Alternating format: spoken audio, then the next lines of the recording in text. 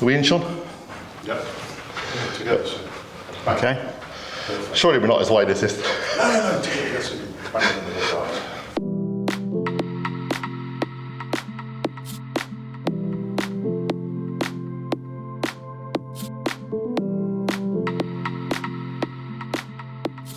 Hi everybody, welcome to Big OGGIE Golf, and welcome to Andy Gorman, putting specialist. Thanks, John. Yeah, so welcome everybody.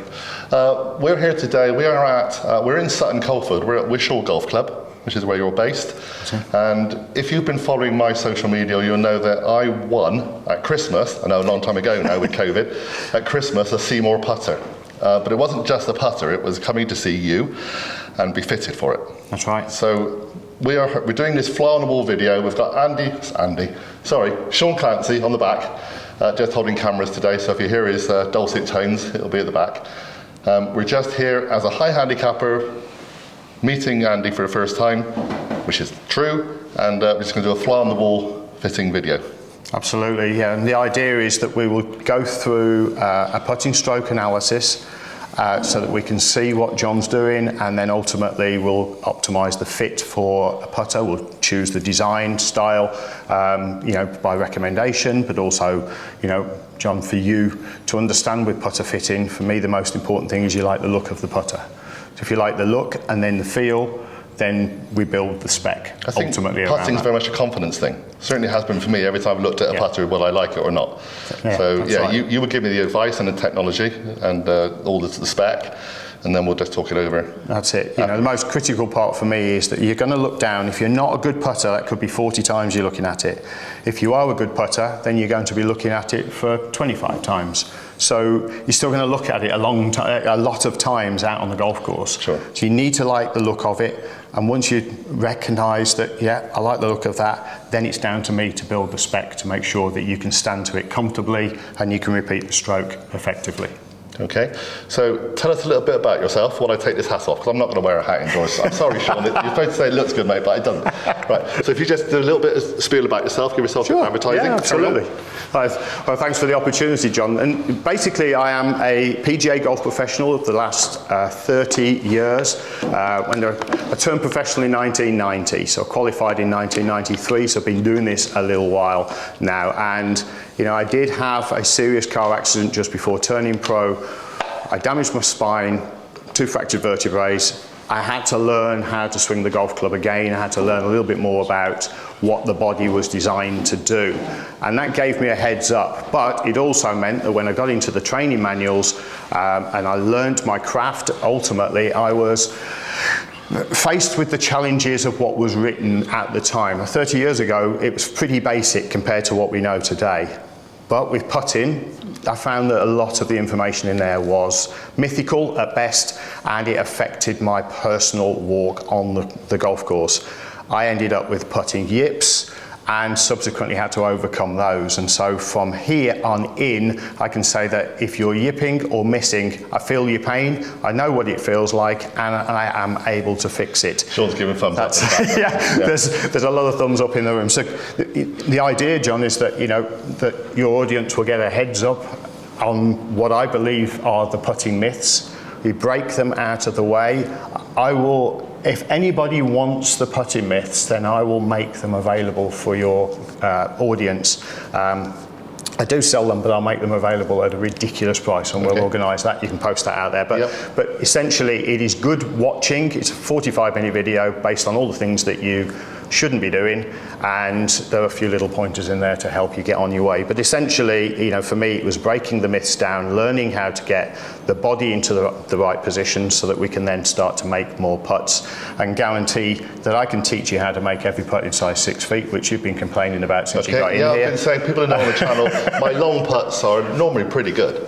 Certainly for a high handicapper, but it's those little close-up ones we were saying about. Maybe I just feel the club's not stable enough, or I'm just worried too much about these little short ones, which should really be the ones that go in the majority of the time. Absolutely. So as a putting coach, I also enhance that with short game coaching as well, and I do have very few select clients that will have some swing coaching from me. But I am the putting and short game specialist. That is what I do. You can't come to me for a swing lesson.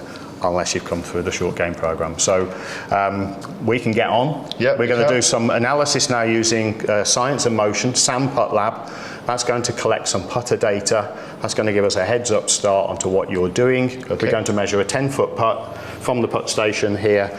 Ultimately, we're going to get that data, analyse it, and then we can see from there where we go with the fitting. Okay, the other thing is I've just been starting to wear glasses to get that confidence about looking at the ball.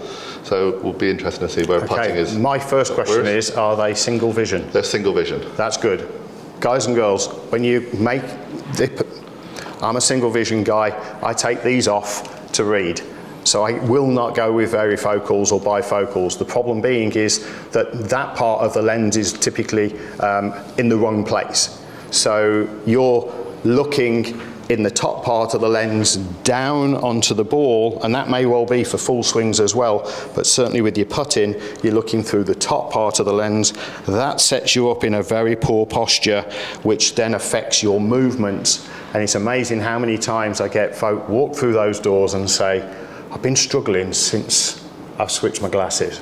Are they varifocals? Yep. Yes, they are. We've got a problem then, because you're looking at the wrong part. We need single vision lenses to play golf. I know it means you've probably got to go and buy a new pair of glasses, but ultimately that single vision is going to help you because you can optimize your posture, your neck, position of your head. That's going to help you tremendously. So there we go. Before we start, we've discussed posture off camera. We're going to discuss that on the video as well.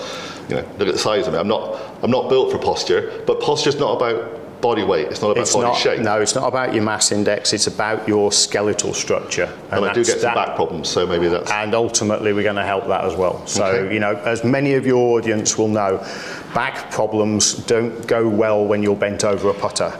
And part of my solution, having my back problems, 30 odd years ago, ultimately we alleviate all back problems as much as we possibly can. Say all, in 99% of the time I'd be confident to say it's that much. Purely and simply, you do not have to bend over as much as you maybe feel. And actually, while we've just mentioned that, Tiger, before his accident, declared that he was using a longer putter. Okay, yeah. So, and the reason is because he's getting a little bit older and, as he said, for couples, good friend of his, you're also using a longer putter, standing up a little taller, taking the pressure off the lower back.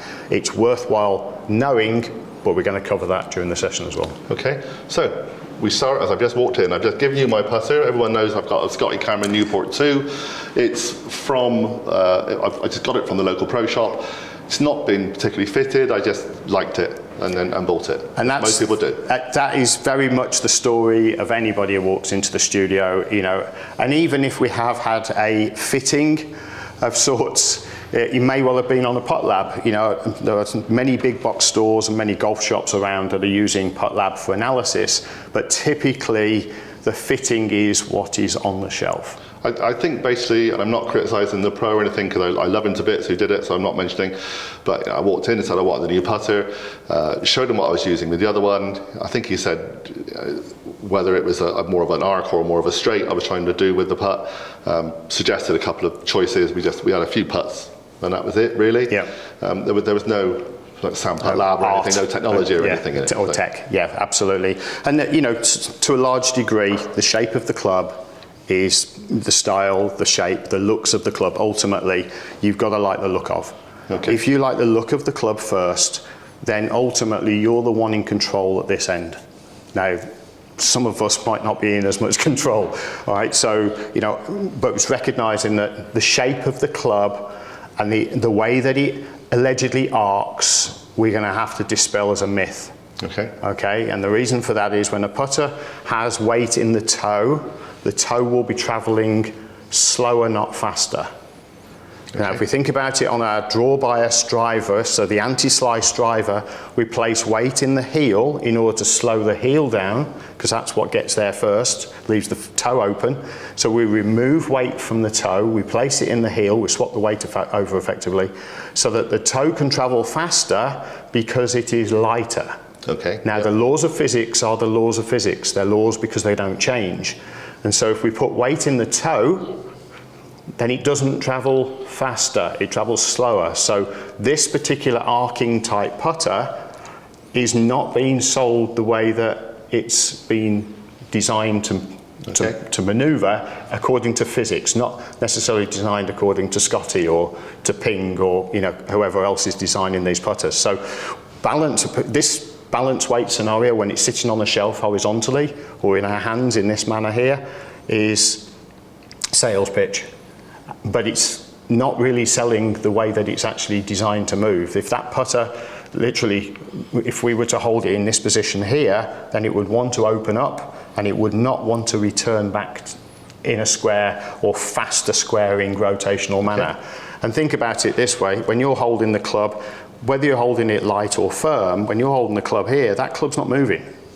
So when you move from side to side, it's not going to move or oscillate any major amount, but there is going to be a bit of twist in the shaft, a bit of torque in the shaft.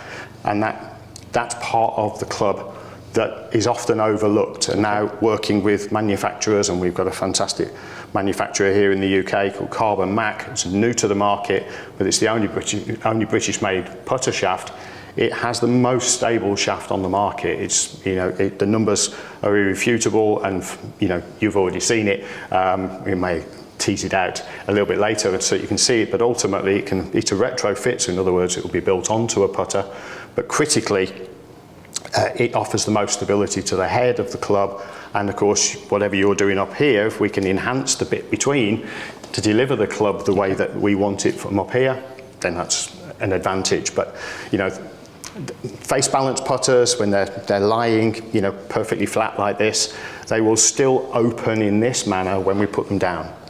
And that's, it's just sales blurb. It's, guys, I'm sorry if you bought a putter or you've been sold a putter on that basis, but remember that if you like the look of the putter, that's the bit that's most important. If you like what you've been told, what you've been sold or what you've bought, don't worry about it. It's not as big a deal as you think it is. It's ultimately, if you can use it, and you like the look of it, it's absolutely fine. Okay. Luke Donald, arguably, using a centre shafted putter for years. He had an Odyssey Fang putter, centre shafted, or he started with a heel, got a kink shaft. He swung the putter on a nice gentle arc, but it was always a face balance putter. And so kind of bizarre that he would be using a club that in effect would be doing, a straight back and straight through stroke, and he was arcing it because he knew what he was really doing. So, we don't need to worry too much about it. No. You've got someone today who doesn't know what they're really doing, so that's fine. That's fine, right, so what we have done, we've preset the PuttLab triplet, so ultimately, if you've not seen PuttLab before, this little unit here clips onto the putter, it's got the clip already attached, and then we are going to allow the two units, the base station, which you can just see here, to connect, and then they will be able to measure. I will let you off though with a few putts to start with. So before we measure, we will have a few putts. It is just a left edge putt. So you can hit a few putts, get a feel for the green. Lovely. So I've not given him a chance to do any of this beforehand, so that you know. And this is exactly how I would operate if you were coming in here. This is how we want to do it. It's a fly on the wall video, nothing else. So we'll put the triplet on first because then that helps you to get used to the weight. There is a little bit of increased weight on the putter because of the triplet. So while you're doing that, I'm going to get Sean with another camera. Sean, do you want to grab that camera? And then we just come this side just so we can have a little bit of another angle coming in. But with regular golfers, we use 7 putts. We normally find that 5 will give us a pretty good balance, a good idea, and then does the concentration stay? We normally find around the 6th and 7th putt, the concentration starts to wane a little bit, and that shows us a true reflection of what's taking place. But so that's what we're going to be doing. We will measure to 7 putts, but I'm going to just measure you and take a video analysis of you going forward so we can see you in the screen. And just take your time to left edge putt, just get a feel for it. You must be playing on pretty slow greens. So we got a 10-foot speed green and on a 10-foot putt. So you're used to decent players coming in. I get a lot of recreational golfers, 20 handicappers. So don't worry too much about. There you go. Look at that, quick learner. Better. Yeah, we get. Of course, I get my Category 1 golfers. I get my tour players. but I get a lot of recreational golfers as well, John, and that's you know, the mix of it. I love working with the recreational golfer who can also see a quick success.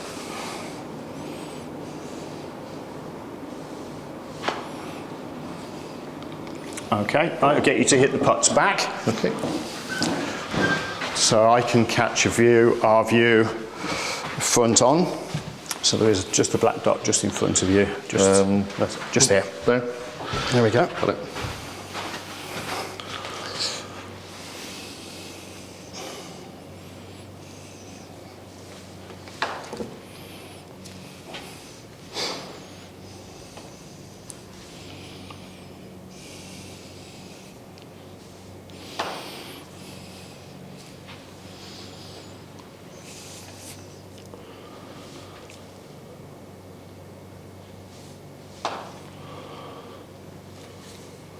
Oh, come on.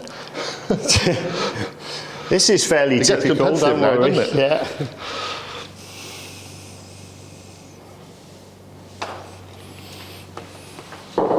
Billiards. A little enough.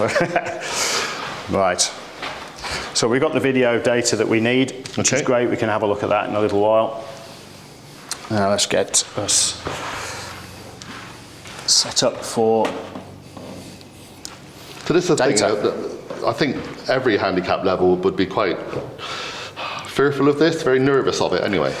Yeah, it's it's warts and all. This is, you know, you're in the doctor's studio right now, and it's, you know, the gowns over the side, go and lie on the bed, remove your clothes. I'm doing it with the camera as well. Exactly. So it's worse, but yeah, and you know, there is an element of warts and all. The beauty about it is not to fear it, because actually what it's doing, number one, it'll put you under a little bit of pressure, which shows up your challenges on the golf course ordinarily. You know, when we're in front of a camera, that's one thing. When we're out on the golf course with a scorecard in our hand, it's another, but that is pretty similar. You know, we just flip pressure. So, you know, it's just getting used to what that is. The data is irrefutable. The beauty about PuttLab is it tells us the truth. I think for me, it's not necessarily about getting that in every time. It's just getting it to that strike zone where I can almost tap it in. Yeah, worst case scenario is you know, an old friend of mine said to me, you know, we met on the European tour, and he said to me, you know, putting's all about 1 putt per green and 2 if you must. Yeah. And you know, I remember it, you know, and it's just great, you know, to be able to think about putting on that basis. 1 putt per green, 2 if you must. You clean up with the second putt, you get the next one, you get the first one as close as possible, but you're aiming to hole it. Sure. You know, the short putts, you know, if we have the right mindset, we are able to hole every putt. And, you know, maybe in some future videos, we can do some you know, coaching videos, which will ultimately give us a little bit more heads up, you know, and the things that, you know, recreational golfers need to know, you know, far more, because, you know, as a recreational golfer, we do make things much more complicated. Sure. You know, the reason why good golfers become good golfers is because they simplify as much as possible. And that's what we're trying to do ultimately here, and recognise how we can do it. Right, so all I need you to do is just set yourself up against the block here as if the ball is in position. You're going to hit the ball, set yourself up and turn on the PuttLab. So you want to get a close up of that, Sean? Okay, so right up tight there. So all we're doing here is just calibrating the centre of the putter with the centre of the ball, because that's going to be important. And then we can set that up to go from there. So we are good. And all I need you to do now is just take a step back, because that's a cheat. I'm not giving you a heads up. No, because I'd certainly be there all ready to go. And no lines. Okay, so we'll just set the ball down. Now I will set the ball down each time. I want you to hit the putt, step away, then come back to it after I put the ball down, because we don't want to be persuaded by what we see or what we've already done. There's no lines, there's no point in really kind of standing behind it and lining it up. It's all there's nothing to go, but we're also going to test your ability to be able to see a left edge putt, which is the putt just drifts a little bit to the right. So it's just the left edge putt, that's where we lined up to. And in your own time.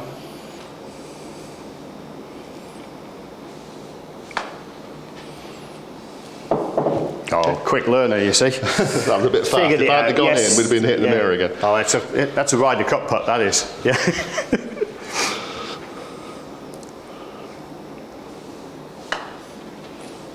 And again, that's very good.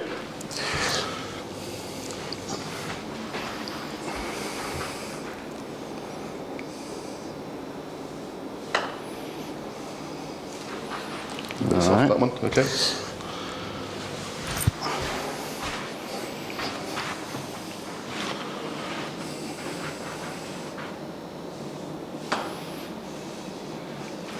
Very good. Okay.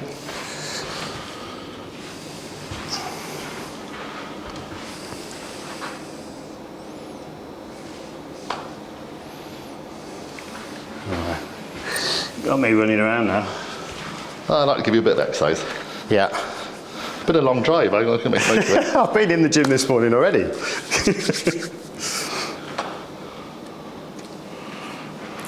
Okay, and You sure there's not a curl on that? yeah.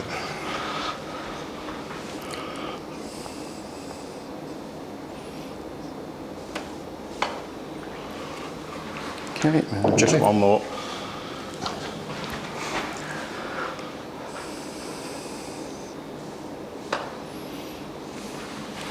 Okay, right then. Okay. Interesting, you were saying about concentration after a certain point.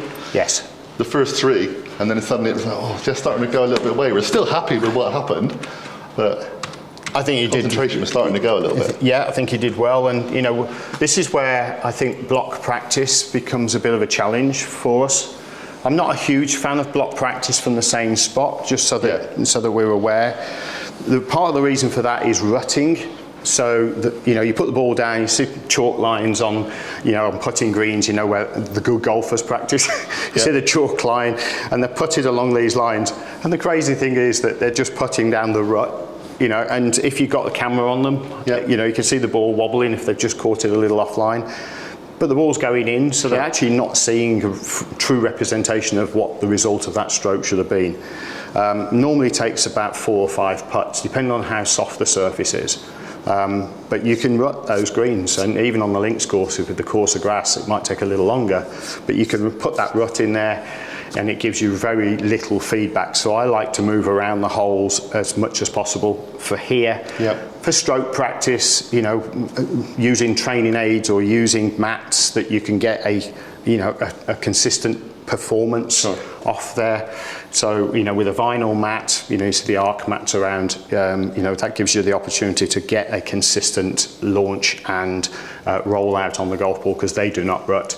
Ultimately, they're the best way to do block practice. When you're training a stroke, you've got to do block practice, but you haven't necessarily got to do it to a hole location. Okay. All right, so, right, we're going to analyse the data. Let's just preserve the battery life on the triplet. Beauty about wires is there no wireless is no wires, but you do have to have batteries. So putter out of the way. So now we can have a look at the data. So some good things in here. So we've got 217 mil, just over 8 inches. Ooh, a little bit of toe down. We're going to come to that. We're going to go into detail view. Okay. Extended report, 10 pages of data, and we won't sort of, you know, over dwell on this, because obviously from a point of view of recording, tendencies, they cover the base sort of technical elements of the stroke. So where's the aim at address? Where's the face pointing at the point of impact? The path of the club, how you struck the sweet spot or where in relation, and rotation relative to the length, plane, etc. Of the stroke. So timing, PuttLab loves your timing, and consistency. So we've got some pretty decent traffic numbers, but we haven't got such good numbers in consistency. If we've got poor tendencies, that means we may be aiming a little bit to the right or to the left, but we do it consistently, then we've got calibration available to us. Okay. When we're inconsistent, there's nothing to calibrate. There's no, you know, consistent pattern of movement, and so we may have good numbers, but the inconsistency or the red consistency button there is a flag to me that we need to address. Timing, swing durations, they're all based on PGA Tour data. So I'm not saying that I necessarily agree with that. And, you know, as good as these players are, they're not all the great putters. And you know, our television tells us that they're great putters because Sure, we only see the good ones. we see, you know, 95% of putts going in, or we see 4 putts from 6 feet. You know, the car crash television or the monster putt across the green, because the camera towers are behind every green. So we see what they want to capture and they show us what they want us to see. And it's entertainment television at the end of the day. So we don't want to see the mundane 2 putts from 6 feet, because who wants to see that? Not that they're missing a lot of 6-footers, but they're not as great as we may perceive them to be. That said, they're better putters because they train every day. Of course. And so their statistical data with drivers and approach shots and scrambles and up and downs around the greens is far more elevated than their putting. You know, they still miss more putts than they hole. Okay. But they'll hit more fairways, they'll hit more greens than they miss. So, you know, that's where I approach that. So I don't think I'm being overly harsh. They are still extremely great players, and we're going to see some great putts hold over this weekend at the Ryder Cup, I'm sure of that. We'll see some great approach shots. We normally see a few holders as well, you know, just because the heightened, you know, pressure, you know, and the you know, dialed in approach that these players have. Right, page number 1. Okay. The putter is open at address. Okay, so it's 1.2 degrees open. Tiger's open at address, so you're in good company. All right, and he closes the club face down, which you do as well, albeit, you know, there's one here just slightly closed, but negligibly, and then ones that are opening, just a couple of them that are open. So it's pretty good data here to look at. Now I look at consistency. Before I really look at the numbers, I'd already clocked that. I'd already clocked a big number or 2 or 3 here. Okay. So interestingly, as you said, you got a little bit more concentrated or had to focus a little bit more because you felt yourself waning. Your aim improved when your focus started to drop. You upped the ante, you realised that you needed to be a little bit sharper. And so this information here versus this information here, these numbers, anything less than 1 degree, I'm more than happy with, especially as a recreational golfer. You're not training to be, you know, an Open champion this year. But ultimately, what we're looking at here is these elements of error and inconsistency. So the big numbers there, I would like to trim those down and get you a little bit more dialed in. But you got more familiar with it, and that's the other thing as well. At impact, and this is the critical page, things look really good until we look at consistency. So we look at the data and go, oh, you know, 0.7 open. Okay, so what does that really mean? 0.7 degrees on the club face will represent around 90 to 95% of the golf ball start line. The club face is king to the golf ball start line. The less loft you have on the club, the more the club face is the critical part. So wedges, it's more about the path, and with because they're lofted, and with the putter and the driver, much more about the club face position at impact. Now, path's critical because it's going to influence you know, the relationship between these, and they're actually pretty close as a combined number. So this is the average numbers. If we break them down, we start to look at the differences between them. So each stroke has a difference, and we can see on here then we're likely to be looking at some numbers that are, you know, much more sort of impacting on what's going to happen to the golf ball. So nearly 3 degrees to the right and 1 degree to the right here with the club face, the golf ball's going to start right of the target. So, you know, we would look at that information there and say, right, this is probably likely to miss. It's going to miss to the right, it's starting. That is my tendency to miss right. Okay. I do have eye issues. I have one very, very poor eye and one very good eye. So, so maybe, I don't know if that's correct here, but maybe I'm just lining up slightly wrong. Maybe. Even looking down it. Yeah. Do we know if you've got an eye dominance, that you know which eye is more dominant? I've got a massive right eye dominance, very poor left eye. Okay. So, but it is interesting that predominantly my miss will be right. Okay. Right. So ultimately, we know that, you know, that's through delivery of the club. The club face has been left open. So, you know, if that's the miss, then we know it's through the club face. And if there's a little bit of path error to the right as well, then we know they're going to combine. The beauty about the brain is that if the club face is open, or there's going to be something that the brain's going to start to relate to. If you keep missing putts to the right, it's going to do something at some point. I did actually feel in my wrist at one point, it felt like I went to turn.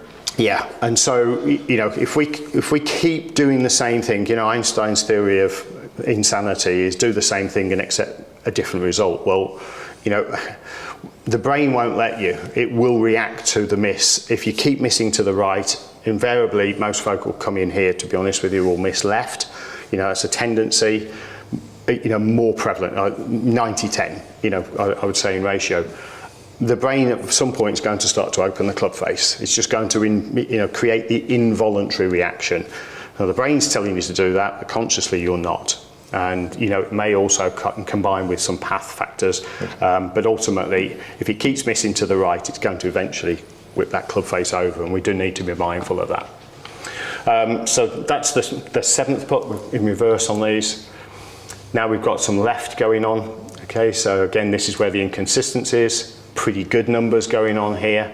So just for the record, guys, we've got a 1 degree error at 10 feet is 2.09 inches from the start line. And if you see those results, just looking over there now, yeah, we are a few inches out. Exactly, so you're not very many degrees out, and 1 degree at 10 feet is 2.09 inches, half a degree at 20 feet, 2 degrees at 5 feet, and that's either side of the start line. We can still potentially hole at 2 degrees. So it's they're lipping on the sides, but they'll go in, roll round and everything. So if you've got the pace just right and it's on the high enough side, if there's a little bit of break on it, then you know you've got a 2 degree error at 5 feet, and that's either side of the start line. So technically 4 degrees of error. You shouldn't be missing those, really, thinking about it.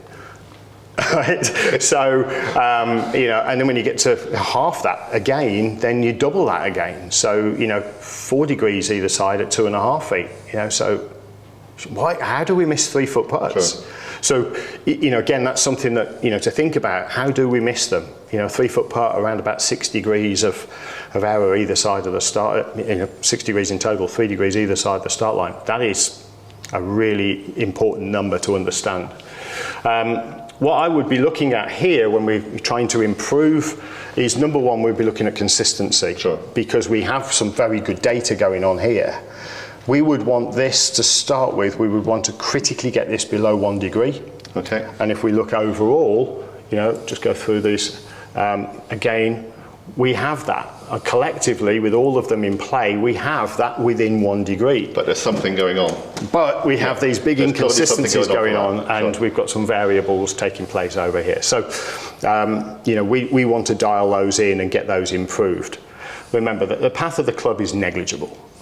But that doesn't mean the brain doesn't recognise that it's much more than negligible. The brain will feed off of that. So if it is dragging putts a long way to the left, it's going to relate to that and then go, next putt will be a little bit more to the right. So, you know, it'll eventually try and override you. So that's where we get inconsistencies. And it's also where the yips can start. I have from time to time felt that I'm trying to almost force the club straight. It may not... Yeah. In my eye, it's looking like it's wonky, and I'm almost forcing it as I go to hit the ball. Yeah. It's you know, we want to putt instinctively, not contrived. So, you know, as much as when we make changes, it feels like it's contrived. All the changes that I'll implement, you know, with you, you know, assuming that you're in agreement, because most folk will agree, you know, we're going to make the changes because we want to see improvements. Sure. And, you know, when we do that, then it's in order to release instinct. And so you become instinctive at it. The best players in the world are instinctive. I'll always reference Tiger because instinctively he seemed like he was never going to miss anything. You know, he believed he was going to hold it, that's a good start, and he was able to deliver that club so consistently well. So, you know, he's for me, arguably the best putter, but statistically, was he? You know, there were times where, you know, he probably had 28 putts, but he'd hit 16 greens in regulation. So, you know, goes out and shoots 65. Well, that's a great score. But he hasn't necessarily shot the lights out with his putter. Yeah. You know, he's just dialed in a whole bunch of shots much closer to the flag that day. So, you know, and of course, if you hit par fives in 2, you'd have 2 putts. You've made a birdie. Yeah, you're still getting good scores. You have 3 or 4 of those in a round of golf. You've made your score, but actually your putting stats are not necessarily going to be all that great. You know, you might have 30 putts around and 31 putts and knock it around in 66, There's 67. shots to play with. That's the point. He's working with that, yeah. So he's, of course, giving himself plenty of eagle looks as well. So, so that's where we are. But crucially here, we would be looking to get the consistency levels of these putts to be within that 1 degree every single time. I think it shows potential for you to be able to do it, but crucially, at this point in time, we have a few voids. There's something wrong. In there, yeah. I've just popped to singles again, just so that we can see. So you can see here, we've got about 2.5 degrees of error. You know, go back to this one here, there's a 1.5 degrees. That's nice and tight, you know, nothing, half a degree of error. Glad he found one. Again, nothing. Oh, a couple, yeah, there's a couple in there. You know, 1.5 again. Yeah. You know, over a degree. So again, you know, when we're starting to look at this kind of error on the club face, you know, we're looking to, what can I do to help you get as consistent as possible? Okay. Okay, so now this is the view that I really like, is what's happening to the sweet spot during the stroke. And we can see that, you know, inconsistencies, the patterns of movement, you can see here the obvious, you know, the wobbles, the not so smooth patterns of movement. So there's things going on here that are a bit more in a contrived manner. And what we try and do is to get the big muscles in the body, or the main structure of the body, the upper core, to be controlling the movement so that the hands and arms just go for the ride with the putter, rather than the hands and arms trying to do it. I think with me, I'm thinking far too much about everything that's going on. And like you said, you just got to simplify it down to being that one smooth movement and just accept that's what it is. Absolutely, yeah. And I would say this pretty much, let's just say I've got a tour player, or, you know, a satellite player, or, you know, a young lad who wants to be a pro, or girl who wants to be a pro, and aspiring to that level, you know, they'll already have a pretty high level of repetitive capability and understanding. We'd still talk the same basics. These reasonings, you've got to know why you're trying to do something. There's no point in just saying, I want you to do this as a coach. You're not a coach, you're an instructor at that point. Sure. I don't want you to just do something, I want you to know why I want you to do it as well. That's the coaching side of it for me, and the critical part of it is understanding why. And that, hopefully this will shed some light for everybody watching as well. Okay. Critical number on here is consistency. And, you know, so yeah, great, whoa, we've got a great number here, but that's a collective number. Right. And when we look down on the consistency number, it goes a long way out. So, you know, we've got to get that dialed in. That's going to lower your scores. I mean, that's something. So this is an interesting one for me. We've got the putter set at 70 degrees, which is a standard lie angle. Yeah, nothing been changed. And the toe is very much toe down. The interesting thing is, by the time I'm finished with you, we may well go with a flatter putter, even though this is suggesting we would need something more upright. And if you just took the base data here, you would make the putter 4 degrees more upright, up to a 74 degree lie angle, and the putting wouldn't necessarily improve. It may do short term, but the base data isn't necessarily going to help us to improve our putting stroke. And there are inconsistencies as well, because we can see there are variables here. So there's a couple of degrees of variable, even with that as an error as well. We could be potentially, you know, 7 degrees almost, you know, or just over 4 degrees. So where would we go? You know, maybe nudge it to 5 degrees if we find the happy medium. But that, for me, would put your hands in a position that would ultimately put more pressure on. They're already there, but it's more pressure on consistency, and we're looking for consistency. We want things to be more natural. Okay. So the critical page is the data of what's actually happening to the putter at impact. And, you know, we know that the Scotty putter is a 70 degree lie angle, it's a 3 degree loft angle, and, you know, we know that this particular style of putter is supposedly rotating and doing its thing, but, you know, I've already declared that one is marketing. But essentially, the data at the point of impact, how much loft, this is what the tour players are doing, right? So a little under 2 degrees, but as much as 3. Okay. And then rise angle, 2 to 4 degrees. And then they'll launch the golf ball somewhere close to sort of 1.5 to sort of 3 degrees off the ground. Now, the challenge that we've got to understand is, are we trying to put topspin on the golf ball? If so, how are we going to do that? Or should we be putting topspin on the golf ball? And in which case, if the answer is no to that, why wouldn't we try to put topspin? Because topspin's the most effective way to get the ball to roll along the ground. Yep. Allegedly. But you can't get topspin without striking the top portion of the ball. Okay. And to get topspin, you'd have to get the top portion of the ball struck with a negative loft angle. So using a big ball illustration, there's the negative loft angle. That would now drive the ball down into the ground because it's on the ground. It's different if you're using a tennis racket and glancing up on it from below the ball. So the tennis racket angle of approach doing this, or the snooker cue angle doing this, Across the top, yeah. is across the top. It's horizontal, but it's also using the negative angle of the tip to create the top spin after it hits the object ball. So that's the problem, is to get top spin, we would have to hit it with a negative loft, which will force it into the ground, which ultimately forces it back up. What we want to do is to strike horizontally. So we want a minimal amount of loft at the point of impact, and we want an element of consistency around that. So when I look at good players, they're going to be very tightly clustered. There may be, you know, a quarter to half a degree of error with the best players. And they will have their loft further over here. But if this is where the tour players are, for some reason, they're still probably trying to hit up on it to get the top spin, because they're doing what they've believed they've been instructed to do, not realising that actually that doesn't create top spin. It creates a ball that's likely to go bouncing, but also it's going to create some level of inconsistency. They're not hitting the golf ball with negative loft, we can see that, but it's, if we have positive loft of any kind of force whatsoever, the ball's going to elevate off the ground. If it comes off the ground, it takes longer for friction to take over. So that ball's not going to move without friction and momentum. So momentum and then the friction. You can see what gravity's doing with this is not the free flowing, and it doesn't get top spin because I've hit up on it. It doesn't move any more efficiently than it does if I just hit it into the back of the ball.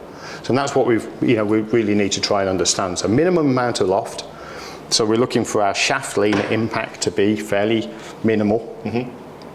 We don't need to be back here, but if we are back here, that's adding loft, and we could reduce the loft on the club. So that's where the fitting side of things come. If we putt really well from that angle, and Zach Johnson, one of the Seemore champions, you know, he had a putter at this angle in address and delivered it at impact, but Seemore had built the putter with the loft on the club. Same head, but fitted so that it had the right amount of loft at the point of impact. And that's really important. Seemore doesn't design putters, to throw this one out there, because there's a certain commentator on there, formerly BBC, now Sky. We think we know who he is, Mr. Brown. Right. Knows a bit about putting, but he's made comments in the past saying that the Seemore putter is designed to get your hands behind the ball. Well, it's not. It's designed to get your hands into a position where you can hide the red dot, so that visually to your eyes, and that's what worked for Zach. But he also worked on the fact that, you know, he knew that he was releasing the wrist, so he preset the wrist, got into the optimum position at the address position to get to impact, and was able to deliver that club for 2 major championships, and I think 14 PGA Tour wins. He knew what he was doing with the putter. And ultimately, you know, was recognised as one of the best putters out there and played to his strengths. Not the longest hitter, great wedge player, excellent putter. So what we're looking at here is data to get the putter to be as flat, square on, as level, as zero lofted as possible, but we need to play in there. You know, I would not build you a putter with zero loft, purely and simply because you've got a 2 to 4 degree, almost 4 degree variable in there. So if I put that over there and at zero, you'd have negative loft on some of your putts. We'd never do that for you. But of course, we'll make you more consistent, because that's what it's all about, making you more consistent. And if we can get the loft in around about 1 degree, with the lack of speed that we have, the ball's never going to get overly airborne. So around about the 1 degree mark. The rise angle wants to be fairly similar, but if it was slightly more than the loft, in other words, so if we've got a little less loft than the rise angle itself, because we don't ever want to hit down on it, which we go on here, right, this would be sufficient. And then the loft over here, that would give us the effective roll on the ball. Remember, friction causes the ball to roll, which in effect is the same end over end result a topspin would have. So it's the term topspin that I have a problem with, not roll. And trying to hit up on it to create the effective topspin, which is exactly what we do, you know, in mindset, that changes the way we deliver the putter. To simplify, swing the putter through the ball, hit the back of the ball, and the ball will roll. And that's all we're looking for. Okay. Let the gravitational pull, friction, and nature, do its thing. Totally simplistic, really. Yeah. Again, it sounds scientific. It is scientific, but it's simplified. Know what it takes to create the optimum result, for you to roll the golf ball along the ground. Okay. Face rotation. Now we know that you're just a little bit over 8 inches of backswing, Okay. and in that fairly typically we would look at around about 3.5 degrees of rotation, 3.6 degrees of rotation. We're well over that. Yeah. And so that's the alarm bells are ringing. Why are we going to vary delivery into the back of the ball? Because we have a high rotational delivery rate. Yesterday I had somebody at 98.6 degrees of rotation, so we're nowhere near that. Okay. And Tiger has a massively high rate of rotation over 70 degrees, but that's his delivery of the club at 98% consistent is the critical number. The consistency is the critical one. It all comes down to to consistency. 90% suggests that it's good, but you've got a high closure rate required here, and so inconsistency will always kick in. So we need to lessen that down. And your backswing at 8 inches, probably a little bit short overall, 10 to 12 inches for putt of this. Kind of tendency to want to stop after you hit the ball, you kind of just... Yeah, well, freeze up. if we let the putter swing and then literally place something in the way, the putter's swinging from side to side. When the ball goes in the way, then it's going to have a slowing down effect. It's going to have a negative effect on acceleration. So we don't want to be accelerating at a ridiculous rate. We want to control the speed, but as soon as you hit the ball, then that's going to slow the club down. It'll still move through the ball, but slow down. So we shouldn't be having putts. One of my pet gripes is short backswing, long follow through. Okay. The best players don't do that. The best putters don't do that. It's consistent length, and it would be possibly slightly shorter on the way through than it is on the way back. Control the speed in the backswing, and then your brain will allow you to function the forward swing at the right amount. And again, we're scooting over these because there's a lot of detail. Again, this comes back to your original page, in the face aim and directional page. What is the relationship between the club face and the path of the club? Open shows up in red. There's a couple of blues underneath here. You can see blue. So lots of rotation taking place. Open, open, open, open, open. Kind of square, flat, and then it closes down. It's because the amount of rotation that we're seeing blues and reds on the screen there. If they're all black, the rotation rate would be constant and be smooth, and be much more akin to what we would be looking for consistency. Okay, so the backswing we know is only 8 inches in length, and we also can see from here that it's averaging out around about 692 millimeters per second, and from here that's effectively 0.7 of a second. For me, that's a little slow. I like to see the 600-300 ratio for backswing, forward swing to impact. Okay. So it'll be half the time, 2-to-1 ratio is what we'll be looking at. Speed consistency here.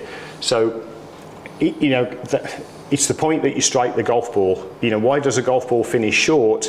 Well, it finishes short because you didn't hit it at enough speed. It had nothing to do with the fact that you may have been decelerating or accelerating. You just weren't accelerating or striking the ball at the right speed. We break them down singularly. We'll see anything going up is an acceleration, anything coming down is a deceleration. So going up here, we know that's accelerating. The last putt we can see is 8 inches from the hole, short. Yeah. Right. It wasn't struck with enough speed. Okay.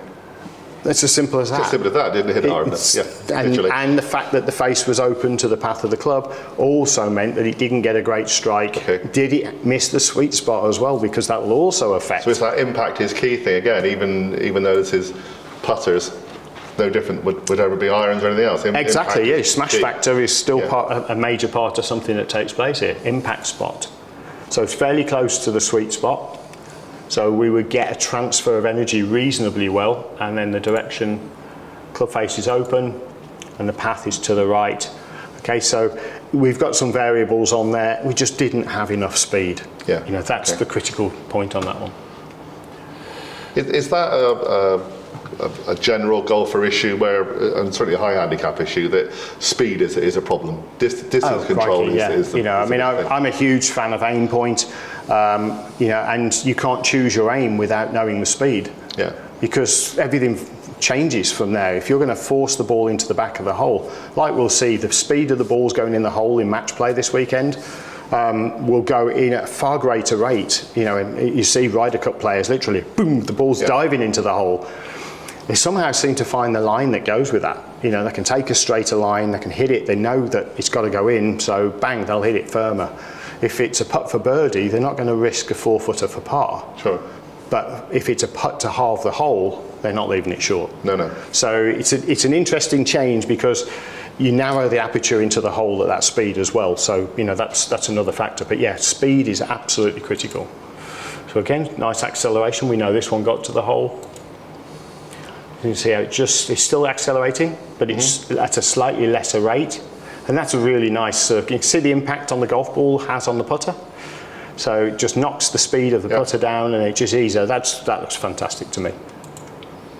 Little acceleration after we've hit the ball, so we know the backswing is about 8 inches, and then follow through, that's going to represent about 4 inches. That's your acceleration. 4 inches after you've hit it is quicker than you hit the ball with.